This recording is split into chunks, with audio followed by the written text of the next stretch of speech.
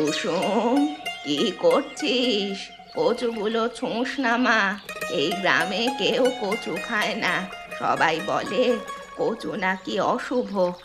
বিলের জলে বড় হয় তো, তাই নাকি ওতে বিষ থাকে। আমি নিজের কানে শুনেছি তোর দাদাকে বলতে, কচু ছুঁলে হাত চুলকায়, খেলে পেট ফুলে যায়। উঠে আয় মা, উঠে আয়। দাদি, তুমিও এসব বিশ্বাস করো? আমি তো গত বছর লুকিয়ে কচু সেদ্ধ করে খেয়েছিলাম, কিচ্ছু হয়নি, বরং ভালো লেগেছিল গো।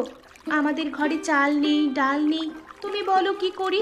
তুমি তো জানো দাদি, গতকাল সারা রাত আমরা না খেয়েছিলাম। না খেয়ে থাকার থেকে কি কচু খাওয়া ভালো নয়? সে তো জানি মা, কিন্তু গ্রামের লোকে দেখলে কি বলবে? তোকে নিয়ে কত কথা বলে এমনিতেই। মা বাবা নেই বলে মুখে যা আসে তাই বলে ওরা। এরপর যদি শোনে কচু তুলে খাচ্ছিস, তাহলে তো সর্বনাশ হবে রে। মানুষের মুখ তো আর আমরা বন্ধ করতে পারবো না, বল। বলুক, যার যা ইচ্ছে বলুক। তবু আমি ভেবেছি আমি কচু দিয়ে তরকারি বানিয়ে লোকজনকে বিক্রি করব। আমি জানি কচু দিয়ে কত রকম রান্না হয়। পাশের গ্রামের হাটে গিয়েছিলাম মাসখানেক আগে, তুমি তো জানো। সেখানে কচুর লতি, কচু শাক, কচু ভাজা সব বিক্রি হচ্ছে। আর লোকে কিনছে, খাচ্ছে হুড়োহুড়ি করে।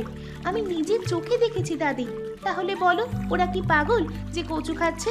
ওরা বলে যে কচু শরীরের পক্ষে ভালো।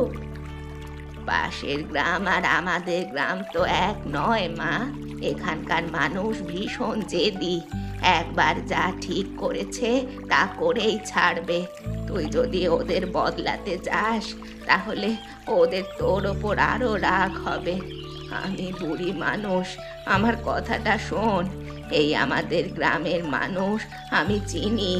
ওদের সাথে ঝামেলা করতে যাস না মা। রাগ হলে হোক, আমি আর অনাহারে মরতে রাজি নই দাদি। তুমি দেখো, একদিন এই কচুই আমাদের ভাগ্য বদলে দেবে। আমি পারবো দাদি, তুমি আমাকে বিশ্বাস করো। আমি নিজেও না খেয়ে থাকবো না, আর এরপর থেকে তোমাকেও এই বুড়ো বয়সে না খাইয়ে থাকতে দেব না আমি। কচুর সাথে একটু সর্ষে বাটা, কাঁচা লঙ্কা আর একটু তেল দিয়ে রাঁধছি, একটু খেয়ে দেখবে? বলতে পারবে তাহলে কেমন হয়েছে? তুমি তো গ্রামের অনেক বড় মানুষ, তুমি খেলে অন্যরাও সাহস